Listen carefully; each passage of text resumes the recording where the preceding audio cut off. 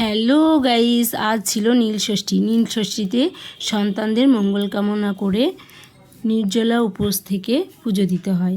তাই আমি পুজো দিতে যাব বলে তাড়াতাড়ি কাজ সেরে নিলাম। এখানে দেখো সয়াবিনের তরকারি, ভাত, ডাল, চিচিঙে ভাজা আর চাটনি করেছিলাম। তারপরে সাইডে বিটরুটের জুস, বেলের শরবত আর পুদিনা পাতার শরবত করে নিয়েছিলাম। তারপরে স্নান করে পুজো দিয়ে নিলাম।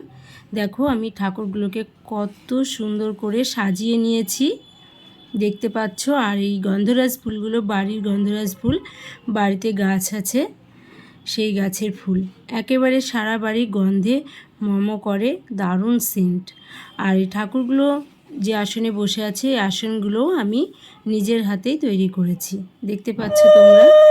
তারপরে আমার ঘরে একটা ছোট শিবলিঙ্গ আছে, ওই শিবলিঙ্গটাকে আমি স্নান টান করিয়ে দুধ গঙ্গা জল দিয়ে বেলপাতা দিয়ে ভালো করে পুজো দিলাম। কারণ বাড়ির পুজো করে তবেই আমি মন্দিরে পুজো দিতে যাব, তাই বাড়ির পুজোটাই আগে করে নিলাম। দেখতে পাচ্ছ শিবলিঙ্গটা কত সুন্দর লাগছে। আর তারপরে একটু প্রদীপ জ্বালিয়ে আরতি করে নিলাম। আর তারপরে আমি ধূপ ধরিয়েছিলাম, ধূপ জ্বালিয়েও একটু আরতি করে নিয়েছিলাম।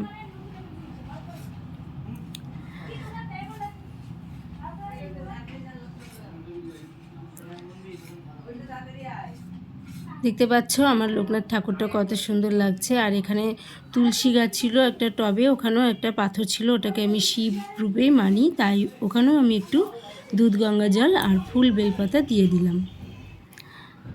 তারপরে এখানে আমি 6 রকম ফল, ফুল, দুধ গঙ্গা জল, সন্দেশ সব গুছিয়ে নিয়েছি। তারপরে রেডি হয়ে নিলাম পুজো দিতে যাব বলে। হ্যালো গাইস, আজ নীলষষ্ঠী পুজো, তাই আমি এখন পুরো রেডি হয়ে নীলষষ্ঠী পুজো দিতে যাচ্ছি। আর আজকে আমি সারাদিন কি করলাম তোমাদের সাথে শেয়ার করব। তো চলো যাওয়া যাক। দেখো আমি মন্দিরে চলে এসেছি।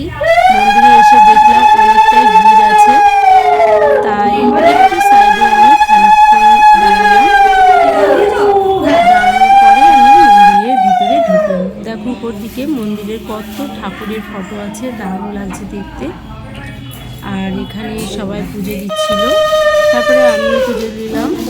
সব ফলগুলো ঠাকুরকে ছুঁয়ে নিচে রাখলাম, তারপরে দুধ গঙ্গা জল দিলাম, সন্দেশ দিলাম, দিয়ে পুজো দিলাম। পুজো দিতে বেশ ভালোই লাগছিল। আর তারপরে প্রণাম করলাম, করে আমি কিছুক্ষণ ভিতরে ছিলাম, সবার পুজো দেওয়াটা দেখছিলাম, দেখতে বেশ ভালো লাগছিল। এখানে দেখতে পাচ্ছ কত ফুল ফল সব আছে, কত মালা পরিয়েছে ঠাকুরগুলোকে। তারপরে আমি সব কিছু গুছিয়ে নিয়ে মন্দিরের ভিতর থেকে বেরিয়ে আসলাম বাইরে। তারপরে এখানে বাইরে অনেকগুলো ঠাকুর ছিল, ওখানে ওই ঠাকুরগুলোকে আমি একটু ধূপ জ্বালিয়ে আরতি করলাম। করার পরে আমি মোমবাতি জ্বালালাম, মোমবাতি জ্বালিয়ে ঠাকুরগুলোকে আমি আরতি করলাম। করার পরে মোমবাতি দেওয়ার জায়গাটা বাইরে আছে, সেইখানে এসে আমি মোমবাতিটা দিয়ে দিলাম। তারপরে বাইরে অনেকগুলো ঠাকুর ছিল, একটা বড় শিব ঠাকুর আছে, সেই ঠাকুরটাকেও আমি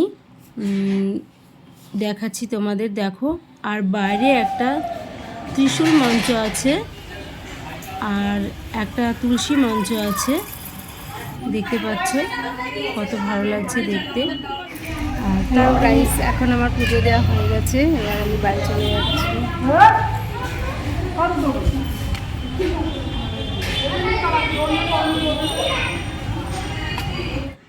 বাড়ি এসে আমি 3 রকম ঠান্ডা জুস খেলাম, বেলের, পুদিনা পাতার আর বিট জুস, যেগুলো আগে করে রেখে গেছিলাম। আর তারপরে ফল প্রসাদ আর চরণামৃত সন্দেশ খেলাম, আর 1 গ্লাস লস্যি খেলাম। পেট ভরে গেছিলো, আর কিছুই খাইনি দুপুরবেলা। একেবারে রাত 9টার সময় আমি কিছু সাবু মাখা আর একটু ফল খেলাম। আমার এই সাবু মাখাটা খেতে খুব ভালো লাগে, এটা খেলে একটু অ্যাসিড হয় না, পেট আর মন দুটোই ঠান্ডা হয়ে যায়। তো তোমরাও উপোস করে এই সাবু মাখাটা খেতে পারো, কেমন লাগে তোমাদের জানিও খেয়ে। আর আমার ভিডিওটি ভালো লাগলে লাইক শেয়ার কমেন্ট করো, আর প্লিজ চ্যানেলটি সাবস্ক্রাইব করে রাখার অনুরোধ জানালাম। আর পরের দিনই পয়লা বৈশাখ, নতুন বছর তোমাদের ভালো কাটুক, তোমরা সবাই সুস্থ থাকো, ভালো থাকো। আজকের মতো এখানেই, টাটা বাই।